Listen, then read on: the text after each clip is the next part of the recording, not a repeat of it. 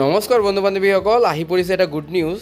চ' যিসকল শিক্ষকে গভৰ্ণমেণ্ট স্কুলত পাইছিলে গ্ৰেজুৱেট টিচাৰ আৰু পষ্ট গ্ৰেজুৱেট টিচাৰক, তেওঁলোকৰ কাৰণে এটা ভাল ইনফৰমেশ্যন আছে। চ' নটিচটো ওলাইছে, it is for the information of the appointees graduate teacher and postgraduate teacher appointed in different government secondary school of various districts in response to the advertisement published 23/12/2023 that school-wise posting order in respect of the appointees who have appointed at the office of the undersigned shall be available in the official website of at http://madhyamikasam.gov.in with effect from 20/12/2025 at 11 AM. Appointees are requested to download their school-wise posting order from the aforesaid website.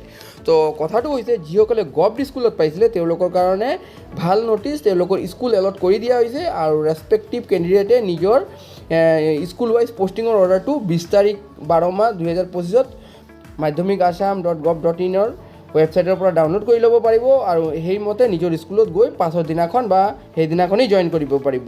চ' এইটো এটা বহুত ভাল news. আশা কৰোঁ যে যিকেইটা provincialise school এতিয়াও বাকী আছে সেই গোটেইকেইটা অৰ্ডাৰ 1-2 দিনৰ ভিতৰতে ওলাই পৰিব মই জনামতে। বাট কিছু সংখ্যক মই ডিষ্ট্ৰিক্ট এতিয়াও পাইছোঁ যে এতিয়াও কাগজে এতিয়াও IS অফিচত আছে, এইটো এট প্ৰেজেণ্ট আৰু DC অফিচত লিষ্টেই যোৱা নাই। তো ছিগনেচাৰ হৈ আকৌ ফাইনেল অৰ্ডাৰ ওলাওঁতে আৰু কিছুদিনমান লাগিব। এনেকুৱাও কিছুমান ডিষ্ট্ৰিক্ট আছে, মই এটা জানিব পাৰিছোঁ। যি নহওক, বাকী কিছুমান ডিষ্ট্ৰিক্টৰ অৰ্ডাৰ 1-2 দিনৰ ভিতৰতে ওলাই পৰিব প্ৰভিঞ্চিয়েলাইজ স্কুলৰ।